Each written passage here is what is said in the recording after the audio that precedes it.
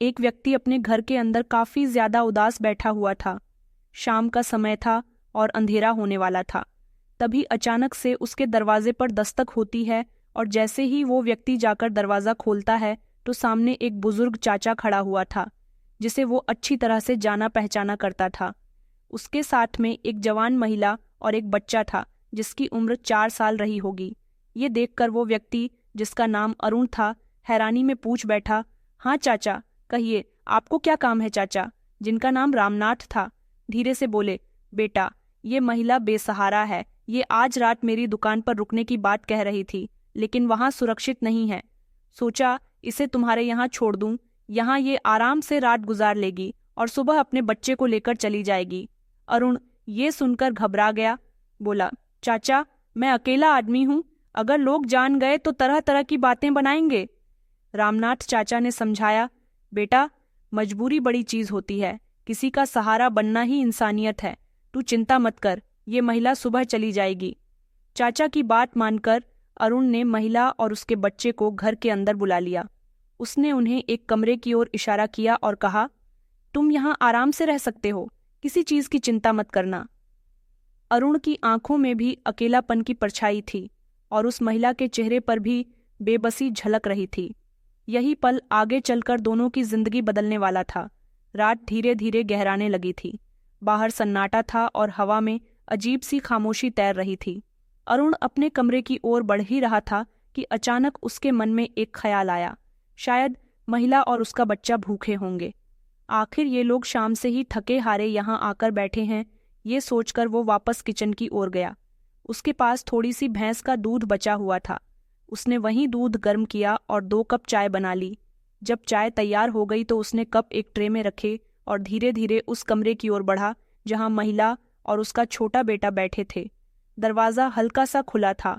अरुण ने देखा, महिला कोने में बैठी थी और उसका बच्चा उसकी गोद में सिर रखकर सोने की कोशिश कर रहा था। उनके चेहरे थके और उदास नजर आ रहे थे।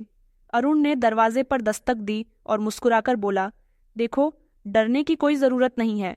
मैं तुम्हें यहाँ सिर्फ एक रात रुकने की जगह दे रहा हूँ। ये चाय पी लो, इससे तुम्हें और बच्चे को थोड़ा सुकून मिलेगा। महिला ने बिना कुछ कहे ट्रे से कप उठा लिया। उसके चेहरे पर कृतज्ञता तो थी, लेकिन आंखों में गहरा डर भी झलक रहा था। उसने जल्दी से दरवाजा बंद कर लिया, मानो खुद को सुरक्षित करने की कोशिश कर रही हो। अरुण सब समझ गया। उसने सोचा, ये औरत डरी सहमी हुई है। शायद हालात ने इसे ऐसा बना दिया है, लेकिन मुझे इसे कोई तकलीफ नहीं देनी। बस इसे चैन से रात बिताने देनी है। वो वापस अपने कमरे में चला गया। मन में कई सवाल उठ रहे थे। ये कौन है? किस वजह से इतनी बेसहारा हो गई है?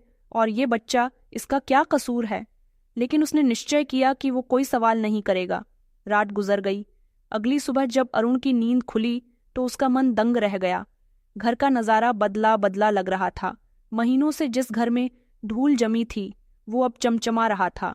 आंगन साफ था, कमरे सजे हुए थे, बर्तन धोकर चमकाए गए थे और रसोई ऐसी लग रही थी जैसे अभी अभी नया बनाया गया हो। अरुण को अपनी आंखों पर विश्वास ही नहीं हुआ। इतने सालों बाद उसके घर ने मानो फिर से सांस ली हो। वो सोच ही रहा था कि तभी महिला एक ट्रे में चाय लेकर आई। उसके चेहरे पर हल्की सी मुस्कान थी। ये लीजिए, आपके लिए चाय, उसने कहा, फिर धीरे से बोली, अब मैं थोड़ी देर में अपने बेटे के साथ निकल जाऊंगी। अरुण ने आश्चर्य से उसकी ओर देखा और बोला, ये सब तुमने किया है? घर तो ऐसा लग रहा है जैसे कई सालों बाद किसी ने इसे प्यार से संवारा हो। महिला ने सिर झुकाकर धीमे स्वर में कहा, हाँ, आपने हमें शरण दी तो मेरा भी फर्ज था कि आपके घर को थोड़ा संभाल दूं। गंदगी देखकर मुझे चैन नहीं आया। बस जितना हो सका मैंने कर दिया। अरुण कुछ पल खामोश रह गया। उसके मन में बीते दिनों की यादें ताज़ा हो गईं। उसे अपनी पत्नी का ख्याल आया। जब वो जिंदा थी तो घर भी इसी तरह साफ सुथरा और रौनक से भरा रहता था। अब वही तस्वीर उसके सामने जैसे फिर से लौट आई थी। उसकी आंखें भर आईं और उसने चुपचाप चाय का कप पकड़ लिया। उधर महिला अपने छोटे बेटे को जगाने लगी। वो धीरे धीरे बच्चे के सिर पर हाथ फेरते हुए बोली, बेटा उठो, हमें आज काम ढूंढना है। अगर काम नहीं मिला तो हमारे सिर पर छत भी नहीं रहेंगी। अरुण ये सुनकर गहरी सोच में डूब गया। वो सोचने लगा, इस औरत की मजबूरी साफ झलक रही है। बेसहारा होकर भी ये हिम्मत से जी रही है, और मेरे पास सब कुछ है, लेकिन अकेलापन मुझे खा रहा है। शायद ये और इसका बेटा मेरे खाली घर और सुनी जिंदगी को फिर से रौनक दे सकते हैं। उसने महसूस किया कि जिस घर में कल तक सिर्फ सन्नाटा था, आज उसमें किसी की मौजूदगी ने नई जान डाल दी है। उसके दिल में पहली बार उम्मीद जगी कि शायद जिंदगी उसे दूसरा मौका दे रही है। अरुण लंबे समय तक महिला और उसके बेटे को देखता रहा। उसके मन में कई विचार उमड़ने लगे। इसे काम भी चाहिए और रहने की जगह भी। क्यों ना मैं इसे यही रख लूं, घर भी संभल जाएगा और मेरा अकेलापन भी कुछ कम हो जाएगा। वो धीरे धीरे उनके कमरे की ओर गया और नरमी से बोला, सुनो, अगर तुम चाहो तो मेरे यहाँ काम कर सकती हो। घर बहुत बड़ा है, अकेले मेरे लिए संभालना मुश्किल है। तुम्हें रहने की जगह भी मिल जाएगी और मेहनताना भी मैं दे दूंगा। बाहर भटकने की जरूरत नहीं पड़ेगी। महिला घबराई सी बोली, लेकिन लोग क्या कहेंगे? मैं यहाँ आपके साथ कैसे रह सकती हूँ? अरुण ने हल्की मुस्कान के साथ जवाब दिया, लोग तो हमेशा कुछ न कुछ कहते ही हैं, पर मैं जानता हूँ तुम सीधी सादी हो और मेहनत से जीना चाहती हो। तुम्हें मुझसे डरने की जरूरत, मैं तुम्हारा या तुम्हारे बेटे का बुरा कभी नहीं सोचूंगा। महिला ने बेटे की ओर देखा। मासूम बच्चा खेलते खेलते अरुण की तरफ देखकर मुस्कुराया। वही मासूम मुस्कान उसके दिल को छू गई। उसने धीमे स्वर में कहा, अगर आपको सचमुच कोई आपत्ति नहीं है तो मैं यहीं रहकर काम कर लूंगी। अरुण के चेहरे पर संतोष झलक उठा।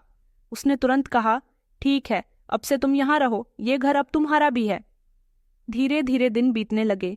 महिला घर का सारा काम संभालने लगी, खाना बनाना, सफाई करना, रसोई देखना। अरुण खेतों में काम करता और लौटकर आता तो उसे गर्म गर्म खाना तैयार मिलता। महिला का छोटा बेटा भी अरुण से जल्द ही घुल मिल गया। वो खेलते खेलते उसे चाचा कहकर पुकारने लगा और अरुण का खालीपन धीरे धीरे भरने लगा। घर की खाली दीवारें अब हंसी खुशी से गूंजने लगी। रात को जब अरुण अकेला बैठता तो सोचता, कितने दिनों बाद इस घर में रौनक लौटी है। शायद भगवान ने इन्हें मेरी जिंदगी में भेजा है। 6 महीने बीतते बीतते अरुण की दिनचर्या पूरी तरह बदल चुकी थी। अब वो उतना उदास नहीं रहता और अकेलापन उसे वैसे सताता। महिला ने घर को संभाल लिया था। बच्चा उसके साथ खेलता कूदता रहता और अरुण का मन भी हल्का हो जाता। लेकिन एक बात जो हमेशा अरुण के मन में चुभती रहती थी, उसने आज तक महिला का अतीत नहीं जाना था। उसने कभी ये नहीं पूछा था कि वो कहाँ से आई है, क्यों बेसहारा है और किन हालातों ने उसे दर दर भटकने पर मजबूर कर दिया। एक शाम खेत से लौटते समय अरुण के मन में यही सवाल गूंजता रहा।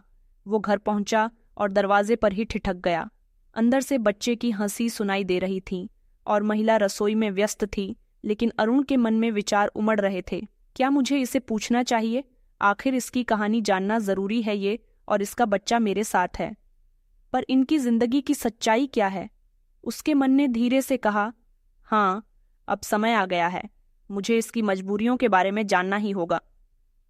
उसने हिम्मत जुटाई और रसोई के दरवाजे के पास जाकर धीमे स्वर में कहा, सुनो, मुझे तुमसे एक जरूरी बात पूछनी है। अगर तुम्हें बुरा लगे तो माफ कर देना। महिला थोड़ी देर के लिए ठिठकी बर्तन धोते हाथ थम गए। उसने धीरे से सिर उठाया और शांत आवाज में बोली, जी कहिए। अरुण ने गहरी सांस ली और कहा, तुम यहाँ 6 महीने से रह रही हो, इस घर को संभाल लिया, मेरा अकेलापन भी बांट दिया, लेकिन आज तक मैंने तुमसे ये नहीं पूछा कि तुम कहाँ से आए हो और किस मजबूरी में इस तरह बेसहारा होकर घूम रही हो। ये सुनकर महिला की आंखें भर आईं। उसके चेहरे पर एक लंबी चुप्पी छा गई। कुछ पल बाद उसकी थरथराती आवाज निकली, आपसे कोई गलती नहीं हुई है, आपने सिर्फ पूछा है। लेकिन मेरे लिए ये सवाल मेरे पुराने जख्मों को फिर से ताज़ा कर देता है। दरअसल मेरी भी कभी एक खुशहाल जिंदगी थी। मेरे पति मुझसे बहुत प्यार करते थे। हम दोनों ने मिलकर छोटे से घर में बहुत सारे सपने देखे थे, लेकिन किस्मत को शायद हमारी खुशियां मंजूर नहीं थीं। एक दिन अचानक हादसे में मेरे पति की मौत हो गई और उसी दिन से मेरी दुनिया पूरी तरह उजड़ गई। अरुण चुपचाप सुन रहा था। उसका दिल धड़क रहा था, जैसे हर शब्द उसके भीतर उतर रहा हो। महिला ने आंसुओं से भीगी आवाज में आगे कहा, हमने घरवालों की मर्जी के खिलाफ शादी की थी, इसलिए जब मेरे पति की मौत हुई तो मेरे ससुराल वालों ने मुझे और मेरे छोटे से बेटे को बोझ मान लिया। मैंने हाथ जोड़कर, पैर पकड़कर उनसे रहम की भीख मांगी।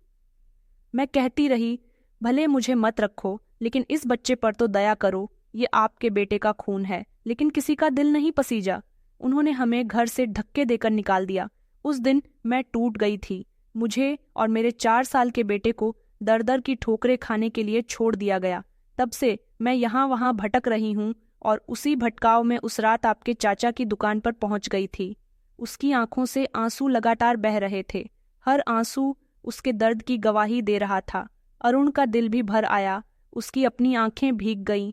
उसने धीमे स्वर में कहा, माफ करना, मैंने तुमसे ये सब पूछकर तुम्हारे जख्म को रेत दिए। सच कहूं तो तुम्हारी कहानी सुनकर मुझे अपना दर्द याद आ गया। मेरा भी घर टूटा था।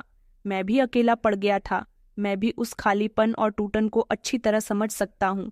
महिला ने कांपते हाथों से आंसू पोंछे और हल्की मुस्कान के साथ बोली, नहीं, आपने कोई गलती नहीं की, बल्कि मेरा मन हल्का हो गया। इतने दिनों बाद किसी ने मेरी कहानी सुनी, किसी ने मेरे दर्द को समझा। अब मुझे लगता है कि मैं सच में अकेली नहीं हूँ। कोई तो है जो मेरी बात सुनने के लिए तैयार है। ये कहते हुए उसकी आंखों में राहत की हल्की चमक उभर आई।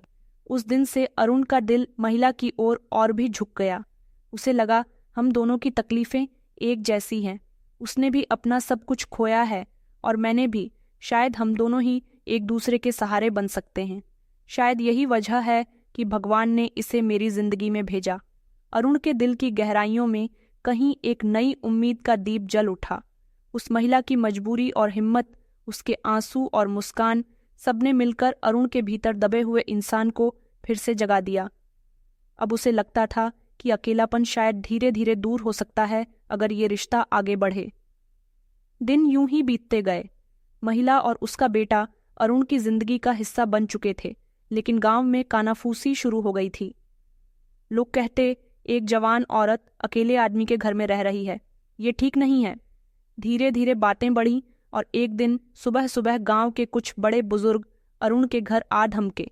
उनमें से एक ने सख्त आवाज में कहा, अरुण, ये सब बंद कर, इस औरत को अपने घर से निकाल दे। पूरे गांव में गलत असर पड़ रहा है। अरुण ने समझाने की कोशिश की, ये औरत मेरे घर का काम करती है, मैंने इसे शरण दी है। इसके अलावा हमारा कोई रिश्ता नहीं है। लेकिन लोग मानने को तैयार नहीं थे। उनके ताने सुनकर महिला की आंखों में आंसू आ गए। वो तुरंत अपना छोटा सा सामान समेटने लगी और बेटे का हाथ पकड़कर दरवाजे की ओर बढ़ी। सबके सामने हाथ जोड़कर बोली, आप सब गलत समझ रहे हैं। इस आदमी ने मुझे कभी बुरा नहीं कहा, कभी अपमानित नहीं किया, बल्कि मुझे और मेरे बेटे को जीने का सहारा दिया। लेकिन अगर मेरी वजह से इसका नाम खराब हो रहा है तो मैं अभी इसे छोड़कर चली जाती हूँ। इतना कहकर वो दरवाजे से बाहर जाने लगी। तभी उसका बेटा अचानक हाथ छुड़ाकर अरुण से लिपट गया और मासूम आवाज में बोला, अंकल, आप हमें मत छोड़ो, हमें यहीं रहने दो। अरुण का दिल पिघल गया। उसकी आंखों से भी आंसू बरस निकले। वो भीड़ की ओर मोड़ा और ऊंची आवाज में बोला, अगर तुम लोगों को इस रिश्ते पर ऐतराज है तो मैं आज यही फैसला कर देता हूँ। ये औरत अब मेरी जिम्मेदारी है और इसका बेटा मेरा बेटा। इतना कहकर वो भीतर दौड़ा, पूजा के कमरे से सिंदूर की डिब्बी लाया और सबके सामने उस महिला की मांग में सिंदूर भर दिया।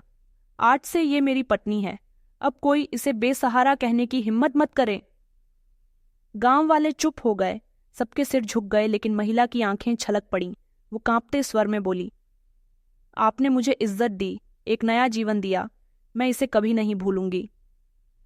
अरुण ने उसका हाथ थामते हुए कहा, नहीं, तुमने ही मेरे घर में फिर से रौनक लौट आई है। तुम्हारे और तुम्हारे बेटे ने मुझे जीने का असली मतलब सिखाया है। वहां खड़े गांव वालों की आंखें भीग गईं। जो देखने आए थे तमाशा वो गवाह बन गए। एक नए परिवार की शुरुआत के उस दिन अरुण और रेणु महिला का नया नाम, दोनों की टूटी हुई जिंदगियां एक दूसरे से जुड़ गईं। अब वो छोटा बच्चा भी अरुण की गोद में हंसता था और कहता, पापा, दोस्तों, यही सच्चाई है। कभी कभी जिंदगी हमें तोड़ देती है, लेकिन उसी टूटन से एक नया रिश्ता, एक नया सहारा जन लेता है। दोस्तों, अगर इस कहानी ने आपके दिल को छुआ है तो इसे लाइक करें। कमेंट्स में बताइए कि आपको इस कहानी का कौन सा हिस्सा सबसे ज्यादा अच्छा लगा। इस कहानी को ज़्यादा से ज़्यादा शेयर करें और ऐसे ही और कहानियों के लिए हमारे चैनल को सब्सक्राइब करना ना भूलें। धन्यवाद।